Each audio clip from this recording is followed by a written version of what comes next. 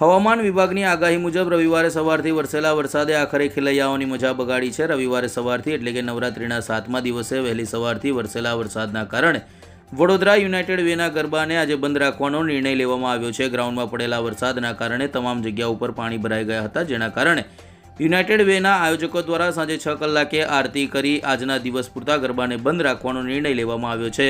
જોકે ચોક્કસ પ્રમાણે ખેલૈયાઓમાં પણ નારાજગી જોવા મળી છે, જે બાબતે સમગ્ર માહિતી આયોજકો દ્વારા મીડિયા સમક્ષ આપવામાં આવી હતી, જેમાં જણાવવામાં આવ્યું છે કે આજે વહેલી સવારથી વરસેલા વરસાદના કારણે ગ્રાઉન્ડમાં ગરબા થઈ શકે તેમ નથી. તેના કારણે આજના દિવસ પૂરતા ગરબાને બંધ રાખવાનો નિર્ણય લેવામાં આવ્યો છે.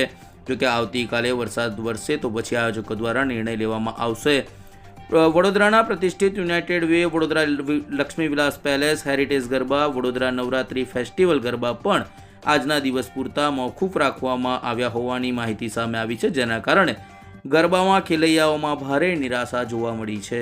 અત્યાર સુધી વરસાદ ચાલુ છે, ગ્રાઉન્ડમાં પાણી ઘણા ભરાયા છે અને ધ્યાનમાં રાખીને અમે નિર્ણય લીધો છે કે આજના ગરબા કેન્સલ થાય છે.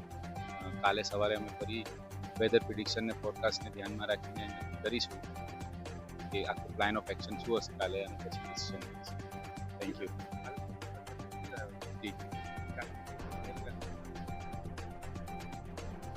હા, એટલે આગાહી હતી એટલે અમે તત્કાલમાં બધું પ્લાસ્ટિકને બધું રેડી રાખેલું અને રાતના જ મારી ટીમ આખી સવારના 5 વાગ્યા સુધી આજે કામ કરીને આખા ગ્રાઉન્ડની તો કવર કરી લીધું છે અને અમે એડિશનલ સ્ટાફ બી રાખેલો કે જો વરસાદ બંધ થાય પછી ગ્રાઉન્ડ પર પાણી સાફ કરવા માટે તૈયારી કરાય. પણ માતાજીએ આજે બધાની ટેસ્ટ લીધી છે આખા વડોદરાની અને હવે આપણે કાલે ફરી સવારે એક નવો સવાર થશે ત્યારે ફરી ડિસિઝન લઈશું કઈ રીતે આગળ.